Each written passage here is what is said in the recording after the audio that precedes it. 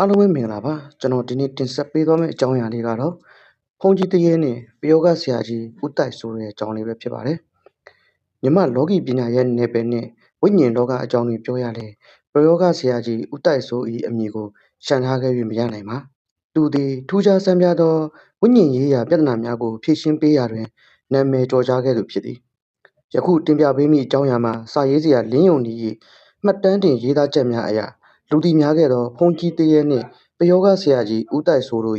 ရင်သက်ရှုမောပွဲအတွေ့အကြုံအကြောင်းများပင်ဖြစ်ပါသည်ဦးတိုက်ဆိုသည်တာမန်ပယောဂဆရာတဦးမဟုတ်ပါသူသည်ဗုဒ္ဓဘာသာစာပေဂမ်ဘီယာပညာနှင့်အထက်လန်းပညာရပ်များကိုစနစ်တကျလေ့လာလိုက်စားထားသူဖြစ်သည်သူ၏ကုထုံးများမှာအကျမ်းဖတ်ခြင်းထက်မေတ္တာတရားနှင့်ဓမ္မစက်ကိုအသုံးပြုကာဝိညာဉ်များကိုနားရှာခြင်းလမ်းမှန်ပြခြင်းတို့အပေါ်အခြေခံသည်သူ၏သတင်းကြော်ကြားမှုမှာရန်ကုန်မြို့မှသည်နယ်မြို့များအထိပြန့်နှံ့ခဲ့ပြီးဆရာဝန်များပင်လက်လျှော့လိုက်ရသည့်စမ်းကြယ်သောဝေဒနာခြင်းများကိုကဲ့တင်ခဲ့သူအဖြစ်လူများကကြီးညိုကြသည်ဆက်လန်းစတင်ခဲ့တာကတောရွာတရွာရှိဟောင်းနှမ်းနေသောဘုန်းတော်ကြီးကျောင်းတစ်ကျောင်းမှဖြစ်သည်ထိုကျောင်းတွင်သတင်းသုံးခဲ့သောဆရာတော်ကြီးတစ်ပါးသည်ကျောင်းအနီးရှိတိုက်နှန်းနှင့်ပတ်သက်သောရဏများအပေါ်ဆွဲလန်းစိတ်ဖြင့်ပြန်လွန်တော်မူသွားခဲ့သည်ထိုအခါဆရာတော်ကြီးသည်ဘုန်းကြီးတရေအဖြစ်ကျောင်းတိုက်အတွင်းမှာပင်ကြံ့ရစ်ခဲ့သည်ထိုတရေသည်တာမန်တရေများထက်အစွမ်းထက်ပြီးအဝါရောင်သင်္ကန်းကြီးဖြင့်၆လန့်ခြင်းညတကောင်တွင်တရားဟောသက်များပတိစိတ်ချသက်များကြားရခြင်းတို့စသဖြင့်ရွာသားများကို၆လန့်စေသည်တရေဆိုတာတဲ့ဆွဲလန်းစိတ်ကြောင့်ကျွလွတ်ခြင်းမရှိတဲ့ဝိညာဉ်ဆိုတစ်ခုဖြစ်နေတာပါရွာသားများမှာမနေတော့သဖြင့်ရန်ကုန်မြို့ရှိဆရာကြီးဦးတိုက်ဆိုတဲ့အကူအညီတောင်းခဲ့ကြသည်ဆရာကြီးရွာကိုရောက်လာခြင်းတွင်ပတ်ဝန်းကျင်တစ်ခုလုံးမှာအေးဆက်တိတ်ဆိတ်နေသည်ဆရာကြီးသည်ကျောင်းဟောင်းအတွင်းသို့တဦးတည်းဝင်ရောက်ကတရားထိုင်အဋိဌံဝင်ခဲ့သည်ညတကောင်ချင်းတွင်လေပြင်းများတိုက်ခတ်လာပြီးတင်ကန်းဝါဝါနှင့်ရေမဲကြီးတစ်ခုသည်ဆရာကြီး၏ရှိမောက်သို့ရောက်ရှိလာသည်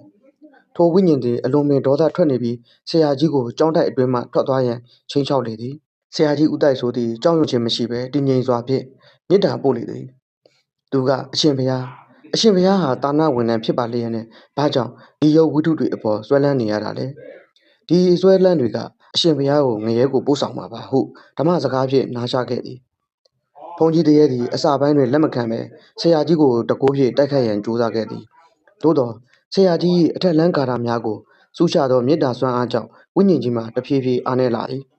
နောက်ဆုံးတွင်ဆရာကြီးသည်ထိုဝိညာဉ်ဆွဲလန်းနေသောအပစ္စည်းများကိုရှာဖွေဖော်ထုတ်ကာသာသနာပေါင်းသို့လှူဒန်းစေခြင်းအမြတ်တမ်းပေးဝေခြင်းတို့ကိုလှုံ့ဆော်ပေးခဲ့သည်ဆရာကြီး၏အဆုံးအမကိုနာယူပြီးနောက်ထိုဘုန်းကြီးတရေသည်ငိုကြွေးကာသူ၏အမားကိုသိမြင်သွားပြီးကောင်းရန်သူကတိသို့လာသွားခဲ့လေသည်ဦးတိုက်ဆို၏အကြောင်းကိုပြန်ပြောင်းကြည့်လျင်သူသည်တရေနှင့်နင်းသူထက်ဝိညာဉ်များကိုလမ်းပြသူအဖြစ်ပုံမထင်ရှားသည်